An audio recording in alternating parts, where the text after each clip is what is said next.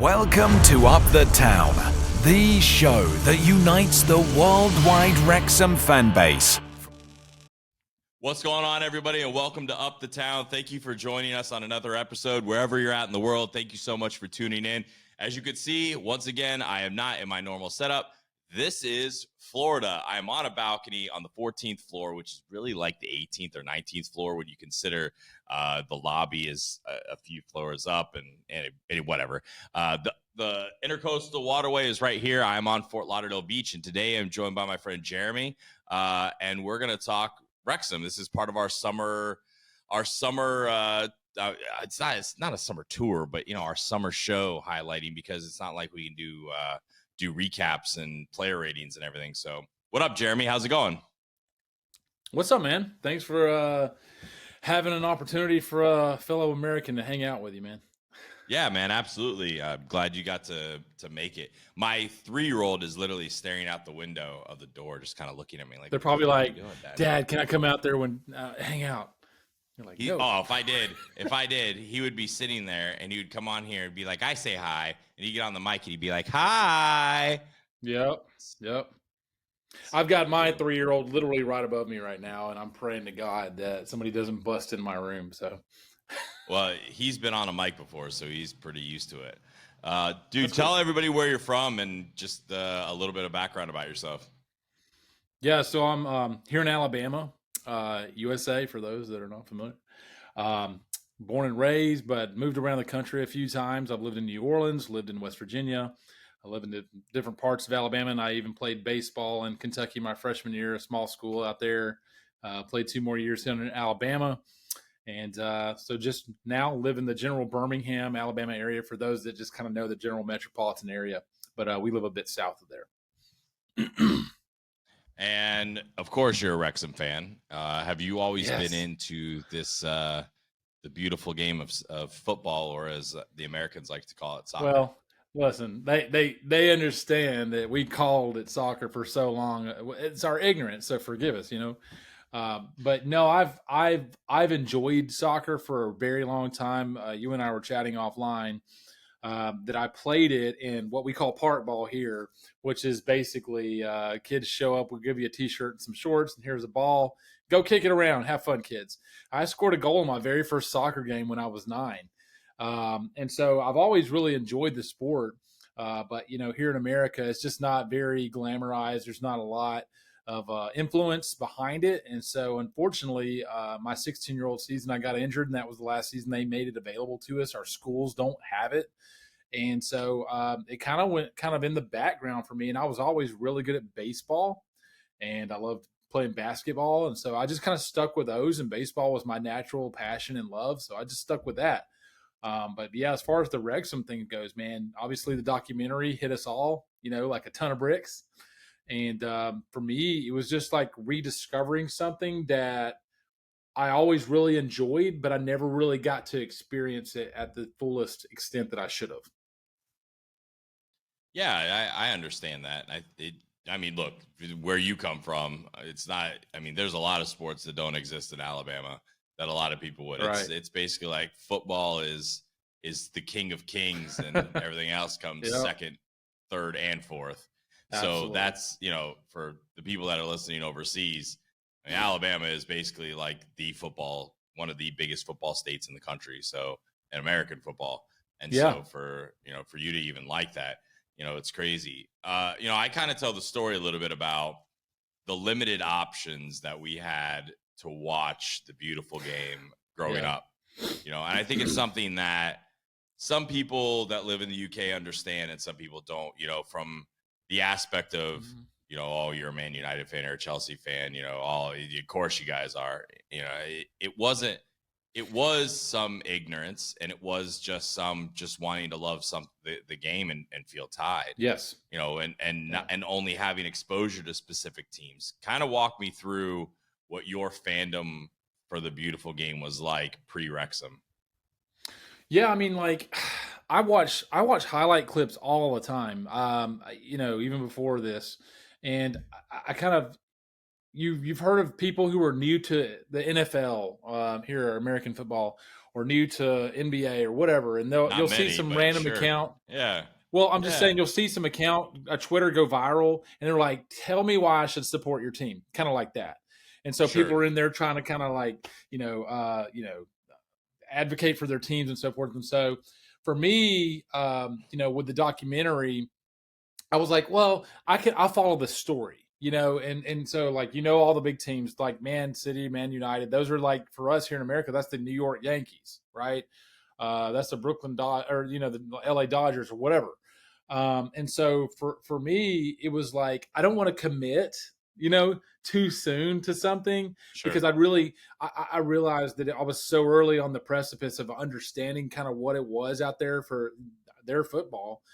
And so for me, I really didn't want to commit, if that made sense. But the more I just kind of started following and hearing the people's stories and seeing the true passion, see, I get that. You made that point. In Alabama, American football, we've won more national championships, for example, I think just in the last decade and a half than anybody. And so for us, I've grown up on that. So I'm hearing that I love the parallels for like the Wrexham fans. They say my grandfather took me to a game. Like, I remember when I was a little boy, Tennessee beat Alabama, and my dad, who was a minister, got in a fight with my mom, argued about it, walked out, slammed the door, just passionate. You know what I mean? Yeah. And so for me, I was like, wow, this is a big. And then I remember in 1992 as a child, I was 11 and Alabama won their first national title in my lifetime. And I remember seeing my dad and like, dude, I was hooked. Salty time for my house. And so I'm sorry, man. I know Miami lost that game, but I don't know if that being said, like, that's my family. I know some dumbass probably would never hold the ball out backwards and run like a dumb shit to the goal line again. That whole national title would have changed with that. Miami's lost more national titles instead, on right? Just stupid ass shit than any other team. They should have 3 more titles. They should have beat Alabama in 92. They should have beat Penn State in 88 or 89, or I think it was late 89. And late 80s. And then they should have beat Ohio State. They play Ohio State 10 times. They're gonna but they did beat Ohio State. That's a whole other aspect because the ref was fraud. Yeah, that was that was a bad call. That was a bad call. The worst call. It's the worst call in the history. I can't remember anything like that. National championship history to win a game, and it was the Shafted. one call that it changed the entire outlook, because that's when they started. But back then, if you remember, the downhill spiral after Coker left. Yep. Oh yeah, well that's a whole other aspect. Yep. But if you remember, I know. The national titles used to have refs that represented the Power 5 conferences. And then after that game, they changed it to a completely neutral officiating crew, separate from what either team was affiliated with, because it was the Big Ten ref that threw the flag. Yep. Uh-huh. I know. Guess who did this, though? Is the SEC ref. Oh, I did not realize that. The one right in front of the play called incomplete. That's crazy. An SEC ref. Anyway, we got off topic. Yep. No, man, it's just I get passion. I get following something, and it's like all you know. Now, granted, after I had children, I got really busy in my work. Like, sports for me was a nice distraction, but I still didn't have something to really cling on to because I got so busy with work and trying to take care of my kids and just raise my family. But like, just seeing this, it feels so familiar. You kind of understand what I'm saying there? Like, the following of the Wrexham fan base, the way they're so passionate, seeing our fellow, Americans and, really just falling all in. And, it makes sense. Yeah. I've made the point, kind of to the point that, that it's blue in the face about why Wrexham, I think, appeals to Americans. But, you're just hitting kind of the nail on the head. And there is the underdog aspect, right? You're not just people aren't just rooting for Wrexham. They're not just rooting for the badge. They're rooting for the town. They're rooting for everyone that's lived it. It wasn't just the badge and what was going on on the field, because you kind of got attached to stories within the documentary that. Oh God, yeah. That you wanted to follow and not only follow but be a part of. So like when you I'm gonna probably guess you'd never heard of Wrexham before the documentary. Oh no, never. A lot of people. I'm like, that's how they pronounce that word. Yeah, well, it's all right, man. I've been to Eastern Kentucky, so I've seen a lot, but a lot of easier words pronounced. A lot worse. We like to combine words here in Alabama and say one word. And it's would you? multiple. Did you? Like, would you? Did Would you? G yet? G yet? Yeah, G yet? Did you eat? Did you eat yet? Yeah, I know. There's a lot of Southern mannerisms that come out. If for our friends across the pond, just go watch some Redneck Comedy Club, and you'll get it. Just watch some Larry the Cable Guy and Larry Cable Guy. That's what I was thinking. I was like, go pull Larry him the up. Cable Guy and Jeff Foxworthy, and you'll figure out exactly what the South is like. So, how far into the documentary did you start Googling things? Really starting to try and find out what was going on. I would say, yeah, I remember watching the first 5-6 episodes out on my back porch. It was around fall, so it was just great air, and I was just loving it. I was like, man, this is really kind of interesting. And I would say probably about like episode 8 or 9. I looked up where Wrexham, Wales was, and then I'm super curious. I'm like, where is it located in proximity to the city center, and just little stuff like that, man. Like next thing, and then of course I'm in real estate, and so next thing I started doing is looking up, what are home prices out there, and just weird stuff, man. Are you gonna pull a Ryan Reynolds to buy a house out in Wales? Listen here, don't put anything past me. He's not ruling it out. So, let me tell you the moment real quick. I don't want to digress, but the moment that I realized how similar Ryan and I were was when he said, I love to build things. Remember that part? And I don't want to say it was like episode 13, 14, 15, somewhere in there, but he was talking about how much he loved to build things. And I got him on so many different levels, but yeah. I was actually probably one of the very few people who knew who Wrexham were before the documentary even came out. And honestly, I had actually followed a little bit along during the takeover, right? Like when that had happened and it was announced, right? Like not during the takeover, but like after it was announced, and it kind of popped up and it made some not like national headlines, but it kind of made, some passing ESPN commentary and things like that. I missed it. So I was in tune with that part, and then I knew about Welcome to Wrexham being made, so I had kind of followed along, months and months before the documentary hit. So I was already intrigued by just the aspect of it, and I had, when I knew where Wrexham was, I was like, well, this is probably a dangerous thing because I go to Manchester a lot, and that's a bad thing for me. So and it was close, and so I was very excited that my trips over could have a lot more meaning. And double tap. And so it was so it was really cool to see that. And I think from a lot of our perspectives, there was, if you were a dad, I think you get it a lot when Sean talks about, his kids. And, if you're a passionate sports fan, I think you understand Wayne's passion when he's like yelling at the TV when they're showing when they're going for the playoffs, the first time they miss out, and then they have the squad overhaul.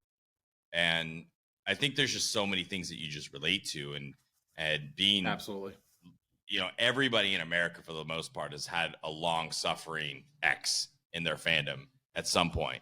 Not everybody has, and some people it's not like me, right? Like when you grew up in Miami was the shit for so long, and they were getting #1 recruiting classes. Now they've been bad. You get used to it. And the flip side. So seeing that, I think that's where there's, like you said, I think there's a lot of correlation there from a fandom perspective. And then you throw in the underdog story, and it's, it's not like a boom. It's not like a London or a Cardiff or a, something like that, a bigger town or a bigger city in Wales. And I think that's where you really start to connect. I think that's why there's been a lot of fans from the South that I've noticed really gravitate towards Wrexham. You're in Alabama, and there's a lot of Alabama Wrexham fans. I mean, you guys represent the largest state fan base that I've seen so far, and I'm sure there's other large ones, but the most vocal. I think we're just louder, true Southern form. Maybe that's true, but I think I met like 12 of you guys already. Have you met a guy by the name of Michael Starkey? Yeah, he just actually need to text him back. Hang on. Text him right now. Yeah. Should I FaceTime? Yeah. I should just FaceTime him randomly and be like, "Hey, I'm on a." Yeah, he'll be like, "Up the bleeping town." Yeah, It's his trademark. Here, let's take a picture. We're gonna do what we're gonna. Hey. There you go. It's going straight to Starkey right there now. Like we're doing a Yeah, podcast. Blue Collar America, man. Blue Collar America really connects with Wrexham. You know what I mean?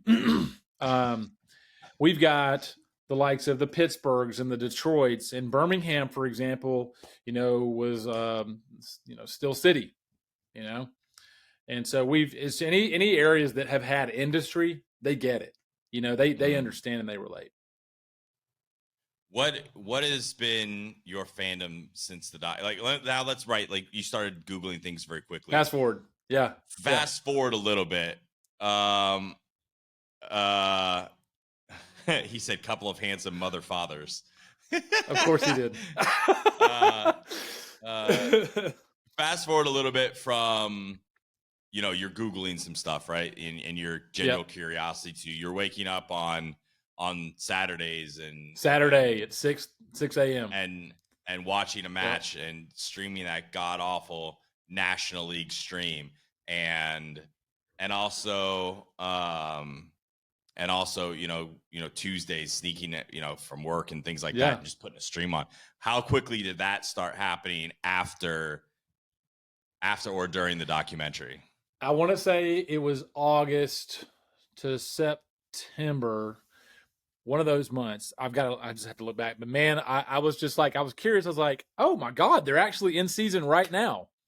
So I was like, that's awesome. And the next thing I know, I'm on their website. And the next thing I know, I'm listening to my first, live stream with Mark Griffiths.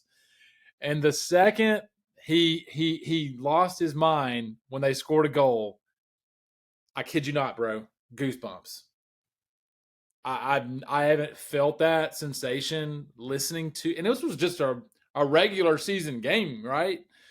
But like, for us, we understand in college football now how much every game matters a little bit more than we ever had before. But it's next level there, as you and I have come to understand. You probably especially this year. I did. Yeah, dude. Look, I mean, let's be honest. Wrexham, most years, Wrexham would have had the title wrapped up by January. 3 months ago. They 2 months ago. Spent the last 3 months just partying. It was over. And not just there. I mean, look, it's very rare that you get two historic seasons in one season. I swear, Ryan Reynolds is doing something, man. He's got a deal going on with God or something that he's orchestrating a movie over 5 to 10 seasons in the making. You know what I mean? Like, these storylines are insane. There was such a little bit of selfishness when they lost to Halifax, because I knew I was going for Boreham Wood, and I'm like, I knew if they won against Halifax, they could win the title. I think it was against Yeovil, and it would have been Yeovil.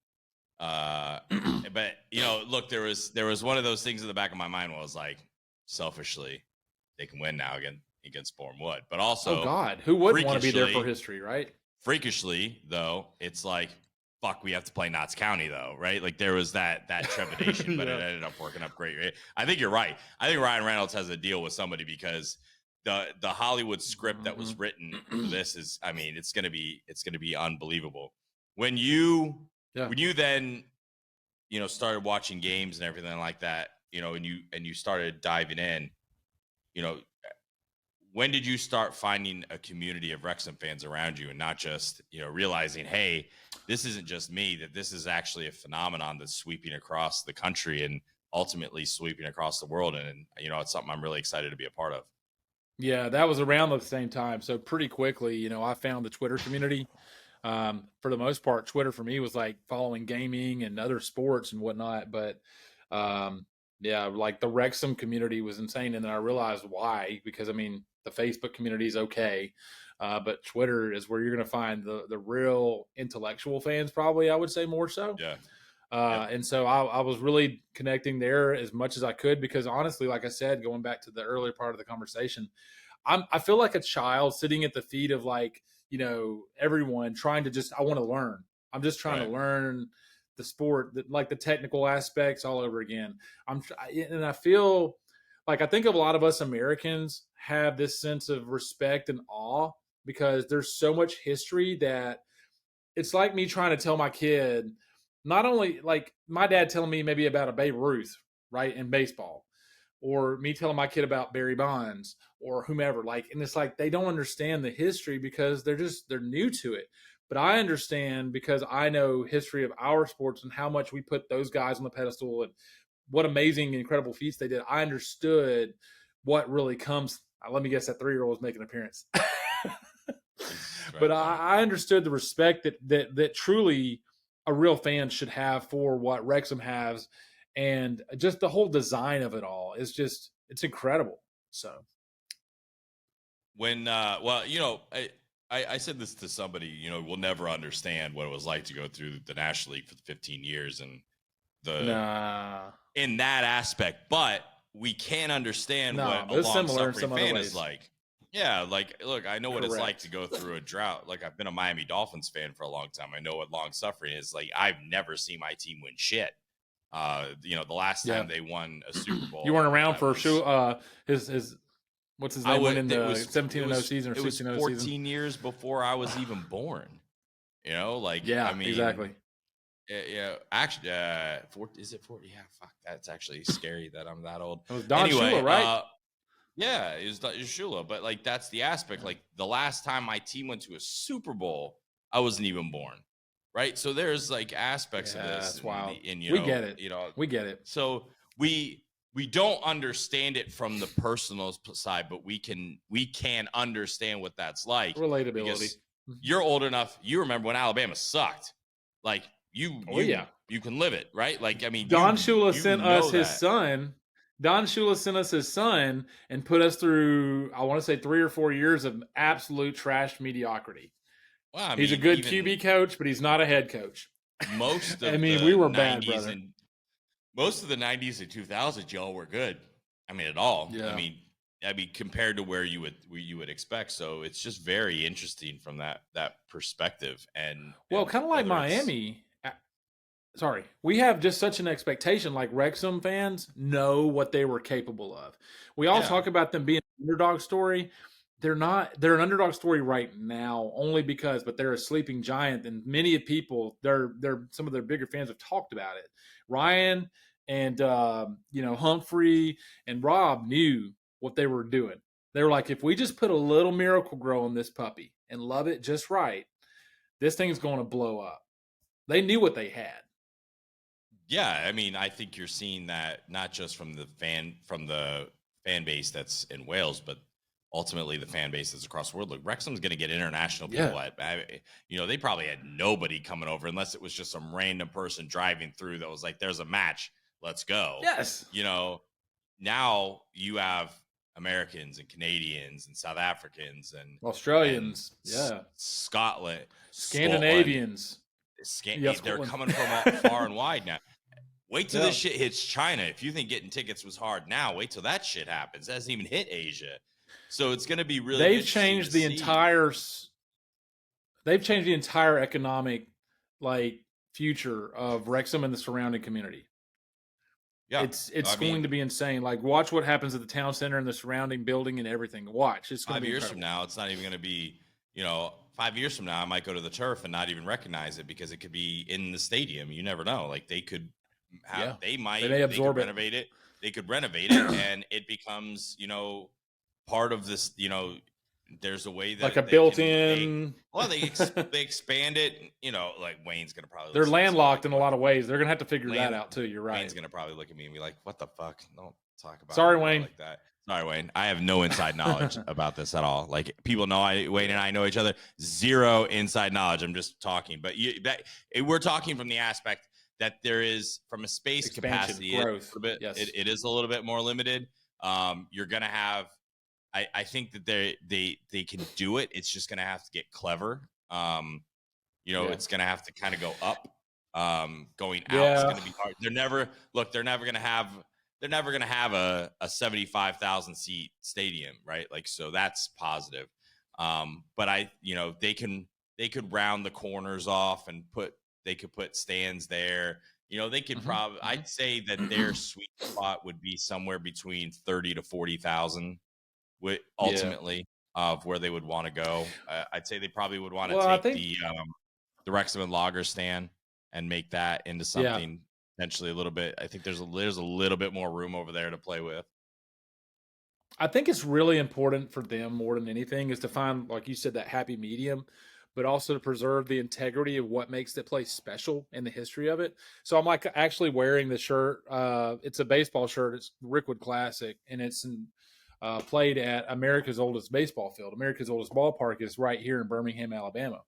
And so being an appreciation or one who appreciates history and of the sport of baseball, like I always wanted to play on that field. My father and I would go to the Rickwood Classic every single year. So, I think that they're going to try to find, like you said, that happy medium to expand, but do it as tactfully and respectfully as possible, and kind of bring on that new world, aspect of, we're moving to a new age, but we also have to understand, like, there's a lot of things that make this place special, and we don't want to lose the integrity of that, Yeah, so there are requirements though, right? So Yes. for the Football League requires a ground, occupied by a club promoted to League 2 has to have a certified capacity of at least 4,000. All right, we're there. Right. With the availability to be increased to 5,000. So we're there.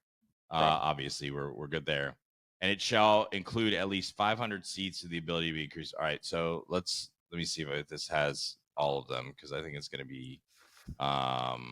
Well, the new cop's going to be additional 5 to 5,500, right? Yeah, so they're there, right? They're going to go to 15,000. So we're good. I think it's only going to be an issue.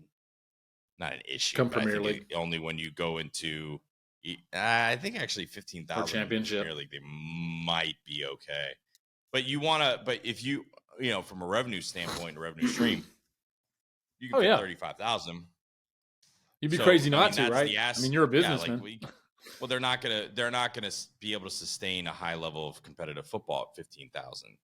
They're only gonna be able to League One. Well, and the demand, they're gonna start pissing off their fan base if they can't satiate the demand. Yeah, but look at the aspect of some of the stadiums they're playing. MK Dons, they get into League One, Derby County. There's a lot of 35, 40,000, not 40, but in the 30 to 40,000 range that they're getting into. And that's, especially if you get into the championship, which could happen relatively fast, you go into 15,000, you're on the small end. Like, you are a smaller club in the championship. You're junior. Not that it can't be done. And I honestly think that they're gonna be looking at how to expand, and they have other revenue streams that some clubs don't have, which is true. But there is that aspect of stadium capacity that I think they're going to have to continue. And look, just overall improvement to the stadium. Have you been? No, man, don't rub it in. No, okay. So no, I'm gonna hopefully go here this summer. I want to go just to experience the town and kind of see around. I get it. I want to see a game, but it wasn't in the cards. We had to move. So sure. No, that makes sense. I'm sad about it. Look, the stadium is old. It's dated. I mean, it's intimate. It's loud. It's not that it's nice, but it's dated. It needs additional renovations. Same thing that a lot of stadiums are going to need. And they knew that. Bathrooms, concession stands, seating upgrades, all that. And it's going to come in time, right? Like, it's not like, look, Wrexham just got out of the National League for the first 15 years. They're not going to all of a sudden get, let's shore up the roster first, and then we can add on to the stadium, right? It's coming, right? Like, it's just when. Yes. But there is a standard, and I'm sure in the back of their minds, they're sitting there in the aspect of a little bit of a, fuck, we could be in the championship in 3 to 4 years, right? Like, some plans could have gotten sped up. So it's going to be really, it's good. As much fun as following the club is, I think there's an outside aspect of the economics, the marketing, the growth of of what's not just on the pitch is going to be very interesting to watch as well. Dude, for me, that's that. You're going to make me nerd out, but I love how interconnected things are. So, like, with me being a real estate broker, I've got some hands in some mortgage stuff. I've got some hands with some title stuff, and like just how things tie in together, all stemming from one seed, right? And so, like, you and I think we chatted about this as well, maybe in a Twitter space, and then a little bit beyond that. I love how they took this and this goes into that, and so, like, the social media, they've unlocked social media like no club has been able to do, especially here in America. And they knew that America was a huge revenue stream that nobody had been able to unlock for the English, Premier Leagues. And so in the pyramid, like nobody's even touched it. And so like you get that on top of all the other sponsorships, the TV documentary, like that's just the stuff that we see on the surface level, right? And then like you got all these deals with all the brands that you're building with each player. I mean, it's insane. And so, and then of course now that they've gone up a level, and that's why I love the other documentaries. Like I've watched the one with Man City. I watched the ones for Leeds. And they were talking about when Leeds was moving from the champ. You remember that documentary by chance? I don't know if you had a chance to see it. Yeah. But when Leeds was trying to go from Championship to Premier League, I think it was like 170 million pounds on the line for a TV contract that they would be able to share in now if they made it to the Premier League. Like, and so every level like unlocks more revenue streams and more windfalls that's only going to allow them to do even more. They're already doing so much with so little. Granted, they've invested a lot and probably are in the red until they turn it. But I would be surprised if they're not in the red, honestly, with all the other revenue streams that they can account for. Maybe. Now, the interesting thing, right? Wrexham's at over 1 million on TikTok. They don't even crack the top. They don't even crack the top 10 though. So when you see where the big boys are now, look, everybody until they get to that level, they're beating the shit out of, right? Like there is that aspect, sure. Right? So just to give you an example, top 10, PSG, Real Madrid, Barcelona, Man United, Juventus, Man City, Bayern Munich, Chelsea, Liverpool, AC Milan. In just England, you're looking at United, City, Chelsea, Liverpool. So 4. So you got to think about it, right? From the English, pyramid, which is what they're in. Mm-hmm. They got a shot to make a little bit of noise when it comes to that. I think they're going to steal a lot of fans. They've already done it, thanks to the FA Cup. I mean, there's a lot of things that I think that's going to happen, and I think we've just scratched the surface of what's going to happen. Oh, yeah. Season 2 of the documentary, I think, is going to make this shit really explode, even bigger than it already was, because now you're taking an underdog story, sprinkling it with a success story. And I think you're going to take, I think as big as it was, I think you're going to see something even bigger going into next year. It's exciting. And like all of us have to be good stewards of all the new fans. Like I've low key been trying to recruit people in a roundabout way. And all I'm doing is like, bro, you need to check out the show.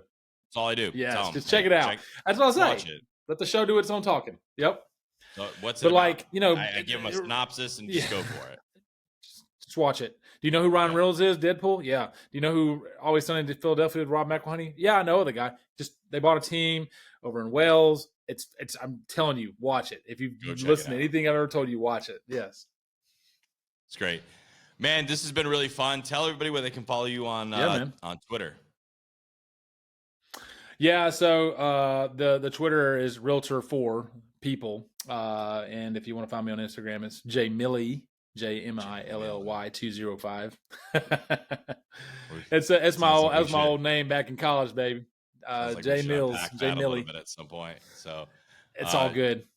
Gary, man, I appreciate you jumping on and sharing your story and how you got into Wrexham. And it's going to be really fun to unpack this with other fans over the summer. Yes. So appreciate it. Thanks, everyone, for tuning in. Up the Town. And that's a wrap for Up the Town. Thanks for joining us and being part of the worldwide Wrexham family.